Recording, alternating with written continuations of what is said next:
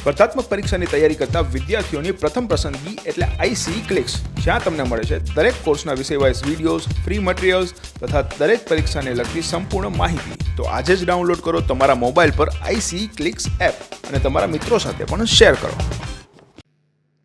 નમસ્કાર વિદ્યાર્થી મિત્રો, આઈસી ને યુટ્યુબ ચેનલમાં આપ સૌનું હાર્દિક સ્વાગત છે. મિત્રો, આજે આપણે જે કરંટ અફેર્સના ટોપિક પર ચર્ચા કરવાના છીએ, સૌપ્રથમ એ ટોપિકનું લિસ્ટ જોઈએ. તો પ્રથમ ટોપિક રહેલો છે ભારત ચીન સરહદ નજીક ભારતના એક સૌથી ઊંચા હર્બલ પાર્કનું ઉદ્ઘાટન થયું. તો જો ક્લાસની માટે ખૂબ જ સરસ ઇમ્પોર્ટન્ટ પ્રશ્ન બની શકે કે ભારતના સૌથી ઊંચા હર્બલ પાર્કનું ઉદ્ઘાટન તાજેતરમાં થયું છે, એ કયા રાજ્યમાં આવેલું છે? થઈ શકે ને, તો એની વાત કરશું. સેકન્ડ છે ભારત અને રશિયાએ AK-103 રાઇફલ ખરીદવા માટેના કરાર પર હસ્તાક્ષર કરેલા છે.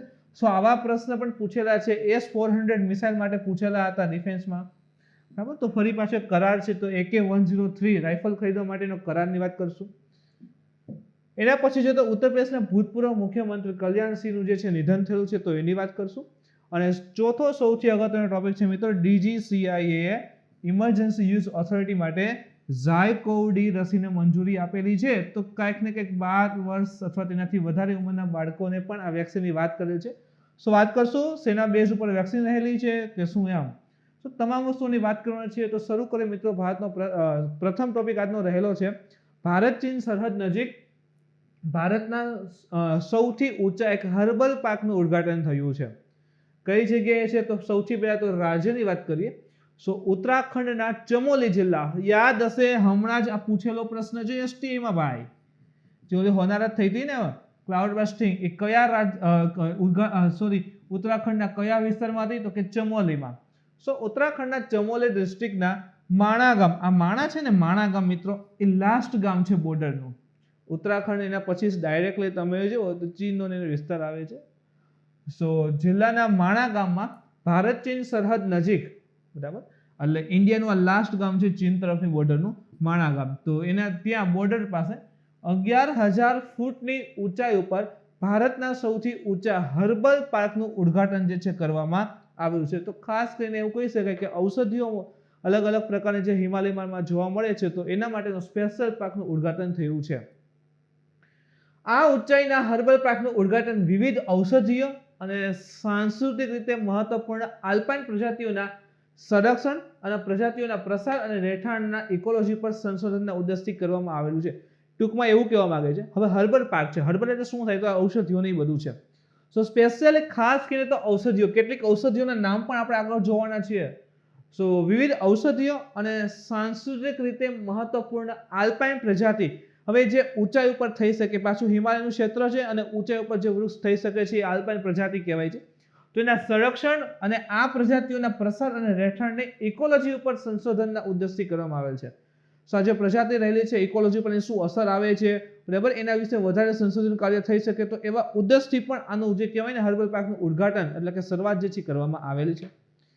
માણા ગામની વાત કરીએ તો માણા ગામ 3 એકર વિસ્તારમાં, માણા ગામ જે છે કીધું કે વાત કરીએ કે બોર્ડર નજીકનું છેલ્લું ગામ છે ઉત્તરાખંડમાં, ત્યાંથી ચીનની બોર્ડર આવે છે. સો ત્યાં અંદાજિત 3 એકર વિસ્તારમાં આ પાર્ક જે છે સ્થાપિત કરવામાં આવેલ છે. માણા ગામની અંદર 3 એકર વિસ્તારમાં પાર્ક સ્થાપિત કર્યો. માણા વન પંચાયતે જમીન આપી હતી અને ઉત્તરાખંડ વિભાગની રિસર્ચ વિંગ દ્વારા આખું વિકસાવવામાં આવી રહ્યું છે. તો જો આ ઇમ્પોર્ટન્ટ લાઈન છે.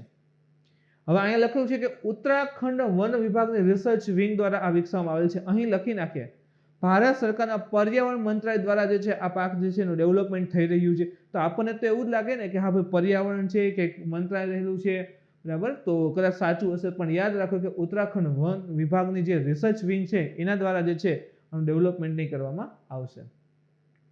વિકાસ કેવી રીતે થયો? તો આ પાર્કને કેન્દ્ર સરકારની વળતર વનીકરણ ભંડોળ વ્યવસ્થાપન અને આયોજન સત્તામંડળ, compensatory afforestation and fund management and planning authority, જેને કેમ્પા કહીએ છીએ, CAMPA, તો આ યોજના હેઠળ 3 વર્ષમાં વિકસાવવામાં આવ્યો હતો. સો એવું નથી કે સડનલી જે છે કે ચલો ભાઈ ચમત્કાર, રાતોરાત જાદુ થઈ ગયો ને એક પાર્ક બનાવી નાખો. 3 વર્ષની આ સ્કીમ છે ભાઈ. કંપા સ્કીમ ઘણા વખત કેટલા ટાઈમથી ચાલી રહી છે. તો આ જે યોજના છે એમાં શું કરે છે કે ભાઈ વળતર વનીકરણ, એટલે કે હવે આટલી ઊંચાઈ ઉપર એક ગામ હતું માણા, બરાબર, એનો 3 એકર જેટલો વિસ્તાર, તો કે એમને જમીન પડેલી હતી તો આ બધું પ્લાન્ટેશન કરી દીધું, તો એના માટે સરકાર એને કહેવાય ને વળતર પણ ચૂકવે છે, અને એના માટેનો આખો આ સ્કીમ હતી કેમ્પા. તો આ યોજના હેઠળ જે છે 3 વર્ષમાં આ પાર્ક જે છે એનું ડેવલપમેન્ટ કરવામાં આવેલું છે. હર્બલ પાર્ક વિશે માહિતી મળે તો પાર્કમાં 40 પ્રજાતિઓનો સમાવેશ થાય છે. કેટલી?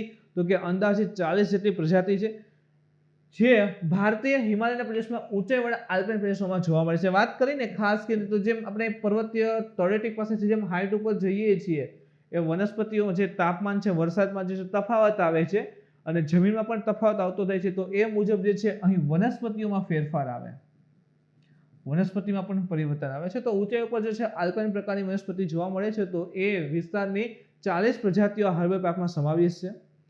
આમાંની ઘણી પ્રજાતિઓ સ્ટેટ બાયોડાયવર્સિટી બોર્ડ દ્વારા, કહીએ ને સ્ટેટ બાયોડાયવર્સિટી બોર્ડ હોય, નેશનલ બાયોડાયવર્સિટી બોર્ડ હોય, સો સ્ટેટ બાયોડાયવર્સિટી બોર્ડ દ્વારા international union for conservation of nature એટલે કે IUCN જે રેડ ડેટા બુક છે ને, રેડ ડેટા બુક, બરાબર, એની અંદર જોખમી અને સંકટગ્રસ્ત તરીકે પણ વર્ગીકૃત કરવામાં આવેલી છે. સો જે ચાલે આ હર્બલ પાર્ક જે છે ભારતનો સૌથી ઊંચો હર્બલ પાર્ક 11,000 ફીટ ઊંચાઈ ઉપર ચમોલી ડિસ્ટ્રિક્ટ, બરાબર, માના ગામ અને રાજ્ય ઉત્તરાખંડ. સો એની અંતર્ગત જે આટલી ઊંચાઈ ઉપર 11,000 ફીટ ઉપર ઊંચાઈ ઉપર જે 40 જેટલી હર્બલ પ્લાન્ટ સ્થાપિત કરવામાં આવેલા છે, એની અંતર્ગત ઘણા બધા એવા છે કે જે IUCN નું જે રેડ ડેટા બુક આવે છે એમાં જોખમી કેટેગરીમાં હોય, એન્ડેન્જર્ડ હોય અથવા સંકટને ગ્રસ્ત હોય, વનરેબલ કન્ડિશનમાં હોય, બરાબર. હવે મિત્રો ખાસ એક વાત કહી દઉં કે તમે આ GMDC નું પેપર કદાચ જોયું હશે, ન જોયું તો જોઈ લેજો એકવાર. આ GMDC પેપરના તમે પ્રશ્ન જોશો ને તો એક પ્રશ્ન આવેલો છે આવી યાદી ઉપર કે વનરેબલ છે, સંકટને ગ્રસ્ત છે, બરાબર છે, જોખમી છે, અતિ જોખમી કેટેગરીમાં છે. સો આવી IUCN ની 9 કેટેગરી છે. કેટલી છે? 9 કેટેગરી છે. અને જે છેલ્લા બોલે છગ્ગો હતો ભાઈ, એમાં મેં ઘણી બધી યોજના, એવોર્ડ, રમતગમત, બરાબર, પર્યાવરણ ઘણું બધું કરાવેલું હતું. એમાં તમે જઈને જોજો, આ 9 સૂચિ મેં કરાવેલી હતી. અને જે કન્ડિશન હોય ને કે આટલી પ્રજાતિ નાશ થાય, આટલી પ્રજાતિ નાશ થાય, આટલા વિસ્તારમાં હોવી જોઈએ, એ ઘણી બધી એની કન્ડિશન મેં દર્શાવેલી હતી. સો એક વખત એ ખાસ કરીને જોઈ લેજો, ખૂબ જ ઇમ્પોર્ટન્ટ છે આ ડેટા. સો એ રેડ ડેટા બુકની અંતર્ગત આ 40 પ્લાન્ટમાંથી ઘણા જોખમી અને સંકટગ્રસ્ત તરીકે વર્ગીકૃત કરવામાં આવેલ છે. ઇવન આ પાકમાં ઘણી મહત્વપૂર્ણ ઔષધિ જડીબુટ્ટીઓનો પણ સમાવેશ જે છે કરવામાં આવેલો છે. પાકને 4 ભાગમાં ડિવાઈડ કરેલ છે, 4 ભાગમાં વિભાજિત છે, બરાબર છે. એમાં એક છે તો વિભાગ 1, એમાં શું છે તો તેમાં બદ્રીનાથ એટલે કે ભગવાન વિષ્ણુ સાથે સંકળાયેલી એક તો બદ્રી તુલસી, બદ્રી વૃક્ષ, બદ્રી બોર અને ભોજપત્ર. તમે 6થા ધોરણની એની તમે જો NCERT ને વાંચો ને તો ઉલ્લેખ મળે છે ભાઈ. 6થા ધોરણની NCERT માં, 7મા ધોરણની NCERT માં ઉલ્લેખ મળે કે ભાઈ પ્રાચીન ભારતનો ઇતિહાસ હતો, ભોજપત્ર ઉપર પણ લખાતા હતા, બરાબર. તો ઘણા બધા જે છે ઇતિહાસના વસ્તુ નથી ખબર પડેલી. સો ભોજપત્રના પવિત્ર વૃક્ષ સહિત પ્રજાતિઓનો સમાવેશ જે છે થાય છે. તો ખાસ કરીને વિભાગ 1 જે છે એમાં બદ્રીનાથ એટલે કે ભગવાન વિષ્ણુ સાથે સંકળાયેલ બદ્રી તુલસી, બદ્રી વૃક્ષ અને બદ્રી બોર અને ભોજપત્રનો સમાવેશ થાય છે. વિભાગ 2 ની વાત કરીએ તો અહીં અષ્ટવર્ગ પ્રજાતિઓનો સમર્પિત છે. અષ્ટવર્ગ પ્રજાતિઓ આવે છે એને સમર્પિત છે. આ પ્રજાતિ હિમાલય પ્રદેશમાં જોવા મળતી 8 જડીબુટ્ટીઓમાંનું જૂથ રહેલું છે. સો હિમાલય વિસ્તારમાં જે જડીબુટ્ટીઓ મળે છે, 8 જડીબુટ્ટીઓનું જૂથ રહેલું છે, એમાંનું એક જૂથ કહેવાય છે અષ્ટવર્ગ. તો એ અહીં જોવા મળશે. વિભાગ 3 ની અંતર્ગતમાં સોસુરિયા પ્રજાતિઓનો સમાવેશ થાય છે અને તેના ઉત્તરાખંડના રાજ્ય ફૂલ બ્રહ્મકમળનો સમાવેશ થાય છે. ઘણી વખત આ કરંટમાં છે બ્રહ્મકમળ, જોઈ લો લાસ્ટ યર, બરાબર. બ્રહ્મકમળ ઇમ્પોર્ટન્ટ હોય છે, ઉત્તરાખંડનું રાજ્ય ફૂલ રહેલું છે, તો એ આમાં વર્ગખંડમાં એમાં સમાવેશ થાય છે. ખાસ કરીને સોસુરિયા પ્રજાતિના જે પ્લાન્ટ આવે છે એમાં હશે. વિભાગ 4 માં આતિશ, મિયાસ, ચોરુ અને વાંકાકડી જેવી મિશ્ર અલ્પાઇન પ્રજાતિઓનો સમાવેશ થાય છે. એટલે કે હાઈટ ઉપર થનારી જે કેટલીક પ્રજાતિઓ છે એનો સમાવેશ થાય છે.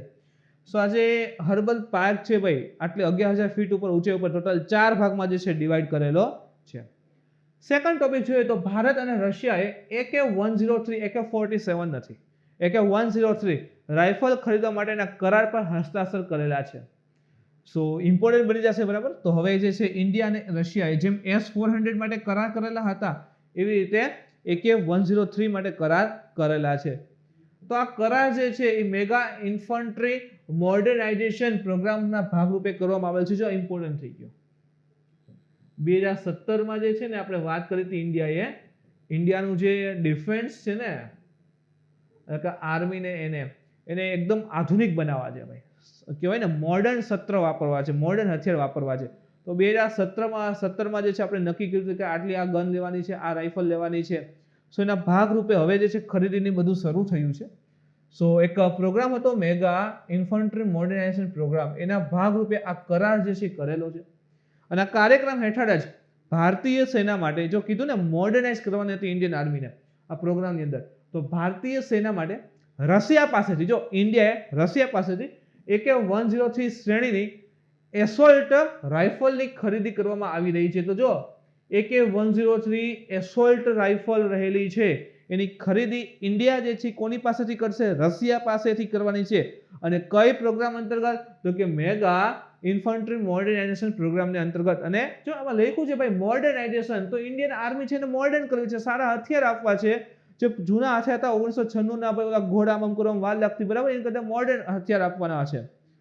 કટોકટીની ખરીદી અથવા કટોકટીની નાણાકીય સત્તાઓની જોગવાઈઓ હેઠળ કટોકટીની ખરીદી એટલે કે ઇમરજન્સી પ્રકારની ખરીદી, એક પ્રકારને ઇમરજન્સી ખરીદી, એમ ઇમરજન્સી ફાઇનાન્સ, તો એ સોદાને અંતિમ સ્વરૂપ આપવામાં આવ્યું હતું. અને ત્રણેય સેવાઓને તાત્કાલિક ખરીદી કરવા માટે આપવામાં આવે છે. ત્રણેય સેવાઓ એટલે કે આર્મી, નેવી અને એરફોર્સને કોઈ પણ વસ્તુ અથવા કોઈ પણ હથિયારની ઇમરજન્સી ખરીદી કરવી હોય, ઇમરજન્સી, તો એ વખતે કટોકટીની ખરીદી એને આપવામાં આવે છે. એટલે કે એ પ્રકારનો એક કહેવાય કે એક સોદો કરી શકે છે. ભારતીય સેનાએ 7,70,000 AK-47 203 રાઇફલની જરૂર છે. જો કેટલી? 7,70,000 AK-47 203 રાઇફલની જરૂર છે.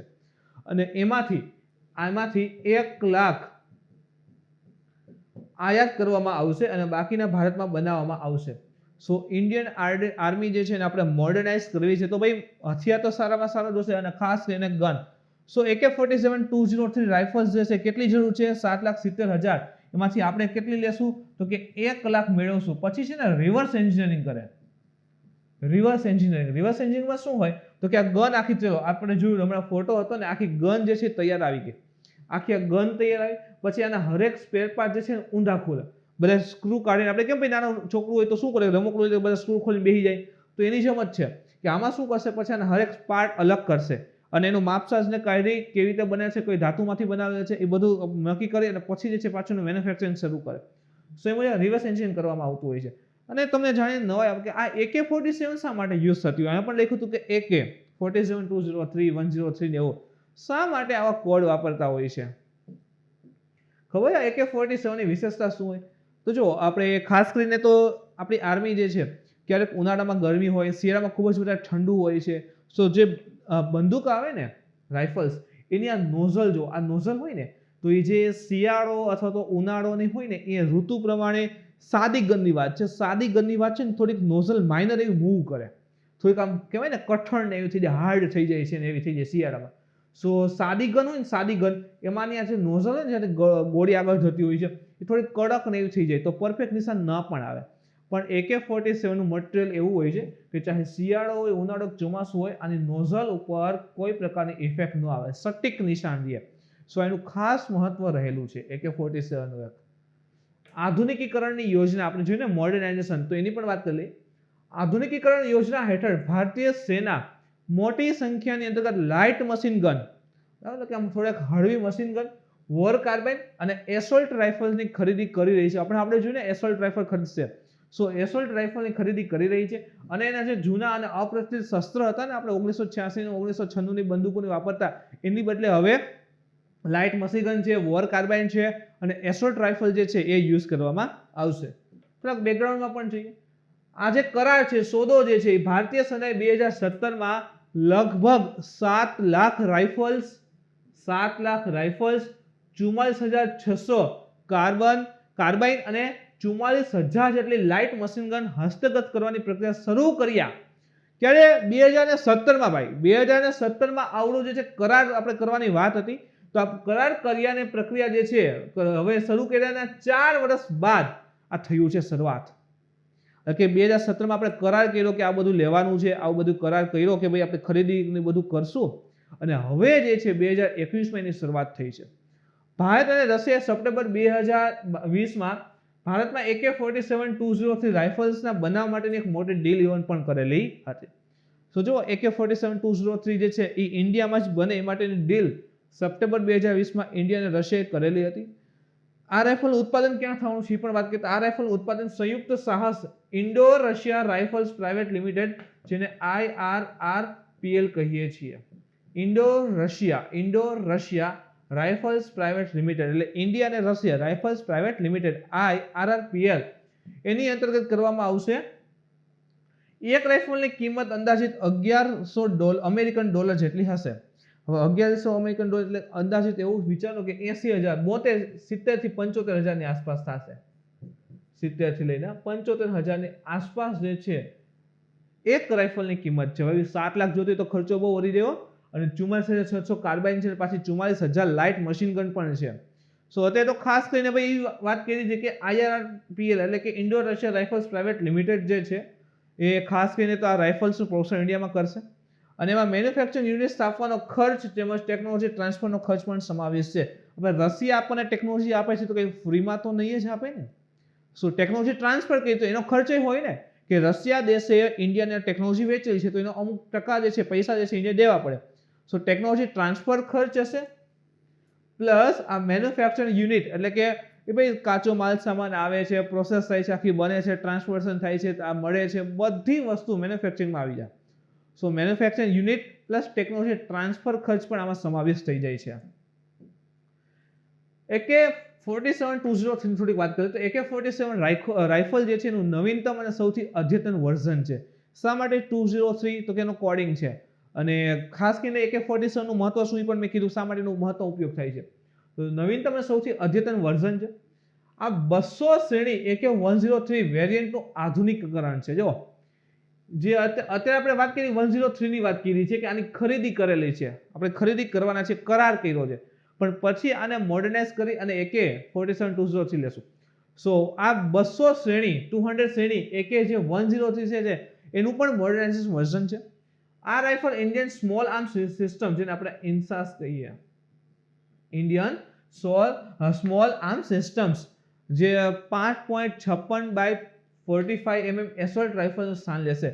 સો અત્યારે ઇન્ડિયામાં જે રાઇફલ યુઝ થાય છે કઈ છે 5.56x45 mm એસોલ્ટ રાઇફલ છે, એની જગ્યાએ પછી આ લેશે ભાઈ AK-47-203 રાઇફલ્સ આવશે.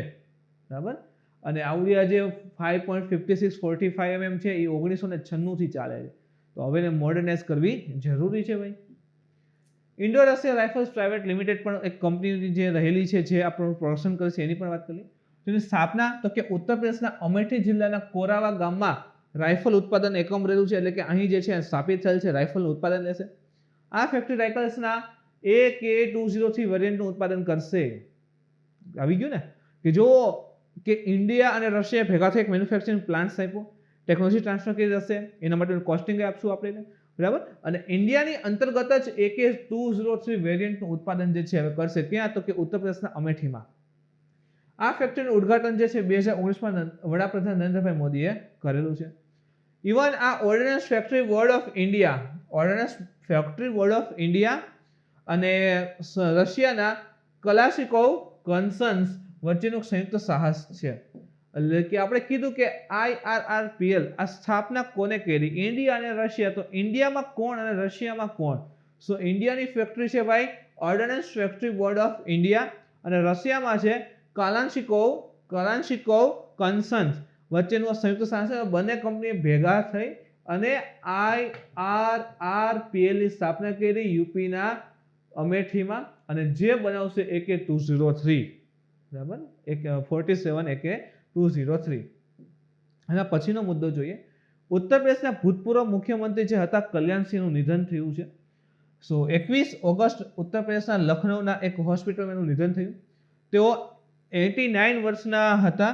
ઇવન સેપ્સિસ અને મલ્ટિપલ ઓર્ગન ફેઇલર એટલે કે ઘણા બધા શરીરના અંગ જે છે ફેલ થવાના કારણે એનું અવસાન જે છે થયેલું છે. તેઓ ઓલરેડી રાજસ્થાનના ગવર્નર તરીકે પણ ફરજ જે છે બજાવતા હતા અને એક પીઢ નેતા કહેવાય ને કે ભાઈ વરિષ્ઠ નેતા હતા. એટલે કે એના આગળ અન્ય લોકોને ખૂબ વધારે માર્ગદર્શન પણ આપતા હતા દેશના વિકાસ માટે મદદરૂપ થાય. તો રાજસ્થાનના ગવર્નર તરીકે પણ ફરજ બજાવતા અને પીઢ નેતા હતા અને કહેવાય ને એક ચેપ અને ચેતનાના સ્તરમાં ઘટાડાના કારણે એના બોડીમાં કોઈ ચેપ લાગ્યો અને જે મલ્ટિપલ ઓર્ગન ફેલ થવાના કારણે 4 જુલાઈએ હોસ્પિટલના આઈસીયુમાં જે છે તેઓને એડમિટ કરવામાં આવેલા હતા. કલ્યાણસિંહના નિધન પર શોક વ્યક્ત કરવા માટે 3 દિવસના રાજ્ય શોકની જાહેરાત થઈ હતી. જો આ ફેક્ટ છે ઇમ્પોર્ટન્ટ કહેવાય. 3 દિવસનું રાજ્ય શોકની જાહેરાત થઈ. ઇવન એના અંતિમ સંસ્કાર જે છે 13 ઓગસ્ટની સાંજે નરોડા ખાતે ગંગા કિનારે કરવામાં આવશે અને 23 ઓગસ્ટે ભાઈ જાહેર રજા જાહેર થઈ હતી. યુપીની અંતર્ગત જાહેર રજા જે છે એ જાહેર કરાઈ હતી. બરાબર. કલ્યાણસિંહ ઉપર એક વાત કરી લઈએ તો 5 જાન્યુઆરી 1932 ના રોજ જન્મેલા કલ્યાણસિંહ ભારતીય જનતા પાર્ટી બીજેપીના એક સભ્ય હતા. ઇવન તેઓએ યુપીના મુખ્યમંત્રી તરીકે 2 ટર્મ એટલે કે 2 વખત તેઓ યુપીના મુખ્યમંત્રી અને સંસદ સભ્ય તરીકે પણ 2 ટર્મ જે છે સેવા આપેલી હતી. એટલે 2 વાર સંસદ સભ્ય અને 2 વખત યુપીના મુખ્યમંત્રી રહી ચૂકેલા હતા. 1992માં બાબરી મસ્જિદ તોડી પાડવા દરમિયાન તેઓ ઉત્તર પ્રદેશના મુખ્યમંત્રી તરીકે હતા. આ ખૂબ જ ઇમ્પોર્ટન્ટ ફેક્ટ છે ભાઈ. આના માટે ખાસ આ ઇમ્પોર્ટન્ટ આખો ડેટા લઈ આવેલો હતો હું કે 1992માં ડિસેમ્બરમાં 1992માં જે યુપીની અંતર્ગત બાબરી મસ્જિદ તોડી પાડવામાં આવે છે એ સમયે ઉત્તર પ્રદેશના મુખ્યમંત્રી કોણ હતા? તો યાદ રાખજો કલ્યાણસિંહ હતા. આ ઇમ્પોર્ટન્ટ ફેક્ટ છે. એના પછીનો આપણે મુદ્દો જોઈએ તો ડીજીસીઆઈએ ઇમરજન્સી યુઝ ઓથોરિટી માટે ઝાયકોવડી રસીને મંજૂરી આપી. સો ડીજીસીઆઈ નું ફૂલ ફોર્મ જોઈએ તો drug controller general of India. DGCI drug controller general of India DGCI. તો એને ઝાયડસ કેડિલા દ્વારા ઝાયડસ અને કેડિલા સંયુક્ત ભેગા થઈ અને ઝાયકોવડીનું નિર્માણ કર્યું છે. તો ઝાયડસ અને કેડિલા દ્વારા ઇમરજન્સી યુઝ ઓથોરિટી માટે ઝાયકોવડી રસીને મંજૂરી જે છે એ ઓલરેડી આપી દીધી છે ડીજીસીઆઈએ. મુખ્ય બિંદુ પર વાત કરીએ તો વિજ્ઞાન અને ટેકનોલોજી મંત્રાલયના જણાવ્યા અનુસાર ઝાયકોવડી રસી વિશ્વની પ્રથમ આખા વિશ્વની પહેલી અને કોવિડ-19 માટે ભારતની સ્વદેશી રીતે વિકસિત ડીએનએ આધારિત રસી છે. જો અલગ અલગ બેઝ હોય આપણે જોઈ હતી ને કોવેક્સિન છે, કોવિશિલ્ડ છે. તો એમાં કોવિશિલ્ડ યાદ કરો કે જે ચિમ્પાન્જીમાં એડિનો વાયરસ છે એના બેઝ ઉપર છે. કોવેક્સિન જે છે મૃત કોરોના વાયરસમાંથી બનેલી છે. ઘણી આરએનએ બેઝ હોય, ઘણી ડીએનએ બેઝ હોય. હવે અગાઉ જે છે તમે જૂના લેક્ચર રેગ્યુલર બેઝ ઉપર જોયેલા હશે તો તમને અંદાજ હશે કે આ ટોટલ 5 થી 6 અલગ અલગ બેઝ ઉપર જે છે વેક્સિન તૈયાર થતી હોય. સો ઓલરેડી આખો લેક્ચર રહેલો છે રસી કેવી રીતે બને છે ભાઈ, કોરોનાની વેક્સિન કેવી રીતે બને છે. આઈ થિંક એવી થંબનેલ પણ હતી. બરાબર. સો તમે વિડીયો જોશો તો એને જે વેક્સિન બનાવવાની પ્રોસેસ હોય છે ને એમાં જણાવ્યું છે કે કઈ કઈ બેઝ ઉપર કેવી હોય છે. તો ઝાયકોવડી રહેલી છે એ ભારતની પ્રથમ સ્વદેશી રીતે નિર્મિત અને ડીએનએ બેઝડ આ વેક્સિન રહેલી છે. બરાબર. ભારતની પણ પ્રથમ જ થઈ ને ભાઈ. ભારતમાં પણ સ્વદેશી રીતે નિર્મિત ડીએનએ બેઝડ પ્રથમ વેક્સિન છે અને વિશ્વની પણ પ્રથમ જ છે. બરાબર. વિશ્વની પણ પ્રથમ જ છે. ખાસ કરીને મહત્વપૂર્ણ એ માટે છે કે તે 12 વર્ષ અને તેથી વધુ વયના બાળકો અને પુખ્ત વયના લોકોને આપવામાં આવશે. તો કહેવાય ને કે ભાઈ બાળકો માટે વેક્સિન આવી ગઈ છે. 12 વર્ષથી વધારે ઉંમરના બાળકોને હવે ઝાયકોવડી દેવામાં આવશે. હજી એક બે ફેક્ટ કહી દો. આપણે બધા મોસ્ટ ઓફ વેક્સિન તો લઈ જ લીધી હશે તો આમ જોયું કે આમ આવડી મોટી હોય ને ભરાઈ દે. બરાબર ને. ઇન્જેક્શન એક તો આપણે બીક લાગતી હોય. તો હવે આ બાળકોને તો હાવ ભાઈ હેરાન થઈ જાય ને. બાળકો તેમ કે ભાઈ વેક્સિન નથી દેવી. તો હવે એનું શું કરવાનું? તો એને છે ને આવી સોય વાળું ને ઇન્જેક્શન ન આવે, શીશી હોય ને એમાંથી ભરવામાં પછી સીધું મૂકી અને એક મશીન જેવું હોય એમાં ચડાવી દે. મશીન જેવું હોય ને એમાં આખી જે વેક્સિન હોય ને ચડાવી દે. પછી આમ ખાલી એને ટક કરે ને એટલે સીધી અંદર કહેવાય કે એના બોડીમાં ઉતરી જાય. નો દુખાવો થાય નહીં, કાંઈ નહીં. બરાબર. સો આ જે હોય ને એનાથી બાળકો ડરતા હોય એટલે એના ઇલાજના રૂપમાં ભાઈ આ પ્રકારની આખી વેક્સિન જે છે ને દેવામાં પણ આવશે. ઝાયકોવડી કોણે વિકસાવી છે? તો ઝાયડસ કેડિલાએ મિશન કોવિડ સેફટી હેઠળ. જો ઝાયડસ અને કેડિલાએ શું કીધું? Mission Covid safety. Mission Covid safety હેઠળ આ બાયોટેકનોલોજી વિભાગ સાથે ભાગીદારીમાં આ વેક્સિન જે છે એ ડેવલપ કરેલી છે. તેના અમલ બાયોટેકનોલોજી ઉદ્યોગ સંશોધન સહાય પરિષદ BIRSC દ્વારા કરવામાં આવશે. સો ઓફકોર્સ બાયોટેકનોલોજી ડિપાર્ટમેન્ટ રહેલો છે અને મદદ કરી છે. એના બંને ભેગા થઈને વેક્સિન ડેવલપમેન્ટ કરી છે. તો હવે આપવામાં પણ એટલે કે એના ઉપયોગમાં પણ અમલ જે છે બાયોટેકનોલોજી ઉદ્યોગ સંશોધન સહાય પરિષદ જેને BIRSC કહીએ છીએ એનો ઉપયોગમાં તો લેશે જ. હવે આ કેટલા ડોઝમાં અપાય છે આપણે જોતા હોય ને. કોવેક્સિન છે, કોવિશિલ્ડ છે, 2 ડોઝમાં અપાય છે. તો ઝાયકોવડી છે 3 ડોઝમાં અપાશે. કેટલા? તો કે 3 ડોઝની DNA પ્લાઝમિડ આધારિત COVID-19 ની વેક્સિન છે. ખૂબ જ ઇમ્પોર્ટન્ટ, લખી રાખજો મિત્રો, લખી રાખજો, ઇમ્પોર્ટન્ટ છે. કદાચ આગામી એક્ઝામમાં આવી પણ શકે. ZyCoV DNA plasmid based 3 dose ધરાવતી COVID-19 ની વેક્સિન છે. તો હા, એ DNA પ્લાઝમિડ બેઝડ બરાબર રહેલી છે. જ્યારે શરીરમાં ઇન્જેક્શન આપવામાં આવે છે ત્યારે SARS-CoV-2 વાયરસમાં સ્પાઇક પ્રોટીન ઉત્પન્ન કરે છે અને રોગ પ્રતિકારક પ્રભાવ ઉત્પન્ન કરી દે છે. તો જ્યારે આ આપવામાં આવશે, હવે 18 થી 18 વર્ષથી વધારે ઉંમર હોય તો એને પછી વેક્સિન કહેવાય ને ઇન્જેક્શન દ્વારા આપી શકાય. બાળકોને જે છે ઓલી મશીનમાંથી અપાશે. સો આ જ્યારે કહેવાય કે આપણા બોડીમાં નાખવામાં આવશે ત્યારે SARS-CoV-2 આ પ્રશ્ન પણ આવી ગયેલો છે, બરાબર છે. તો જે કોરોના વાયરસ રહેલો છે એનો સ્પાઇક પ્રોટીન ઉત્પન્ન કરે છે અને રોગ પ્રતિકારક પ્રતિભાવ જે છે ઉત્પન્ન કરી દેશે. એટલે જ્યારે વેક્સિન આવશે તો સ્પાઇક પ્રોટીન ઉત્પન્ન કરે અને કોરોનાનો જે પ્રભાવ હોય ને ધીરે ધીરે ઘટાડી નાખે એમ. આમ તે રોગ અને વાયરસ સ્થળાંતર સામે રક્ષણ કરવામાં મહત્વપૂર્ણ ભૂમિકા ભજવશે. રોગ હશે અથવા તો જે વાયરલ હશે એને જે સ્થળાંતર એટલે કે અહીંથી આમ વાયરસ જે છે બોડીમાં ફેલાય છે એને પણ કંટ્રોલમાં લેવાશે. રસીની અસરકારકતા, તો કે રસી માટેનો જે ત્રીજો તબક્કો ક્લિનિકલ ટ્રાયલ એ 28,000 થી વધુ સ્વયંસેવકોમાં હાથ ધરવામાં આવ્યો હતો. સો 28,000 થી વધુ સ્વયં કહેવાય ને કે સેવકો આગળ આવે કે જે ઓકે અમારા બોડી પર ટેસ્ટ કરો. તો ત્રીજો તબક્કોમાં ક્લિનિકલ ટ્રાયલ ત્યાં સક્સેસ થઈ. પરિણામે લક્ષણાત્મક RT-PCR પોઝિટિવ કેસોમાં જે કહેવાય ને કે RT-PCR પોઝિટિવ કેસ આવ્યો હોય એમાં 66.6% પ્રાથમિક અસરકારકતા દર્શાવી. તો જો સૌથી વધારે કોની અસરકારકતા છે, ઇન્ડિયાની વાત કહું છું તો સૌથી વધારે કોવેક્સિન અસરકારક છે, કોવેક્સિન. એના પછી કોવિશિલ્ડ આવી અને એના પછી હવે કઈ હશે તો ઝાયકોવની. આની અંદાજિત 81% હતી, આની અંદાજિત તમે જો 70 ની આસપાસ છે અને આની જે છે 66.6% ની આસપાસ અસરકારકતા રહેલી છે. સો RT-PCR પોઝિટિવ જે દર્દી હતા એને આ વેક્સિન આપવામાં આવી અને 66.6% જે છે ભાઈ અસરકારકતા એને દર્શાવી છે. COVID-19 માટે ભારતમાં અત્યાર સુધી આ સૌથી મોટું રસીકરણ પરીક્ષણ પણ હતું. 28,000 થી વધારે અથવા તો 28,000 જેટલા સ્વયંસેવકો આગળ આવેલા હતા. તો મોટું પરીક્ષણ પણ કહી શકાય. તો મિત્રો આ હતું આજનું કરંટ અફેર્સ. આજના લેક્ચરમાં તમને કંઈ ડાઉટ કર્યું તો કોમેન્ટ કરી જણાવી શકો છો. મિત્રો આજનો વિડીયો ગમે તો લાઈક કરો, શેર કરો, તમારા મિત્રો સુધી પહોંચાડવા કોશિશ કરો. કાલે ફરી મળીશું નવા ટોપિક સાથે મિત્રો. જય હિન્દ.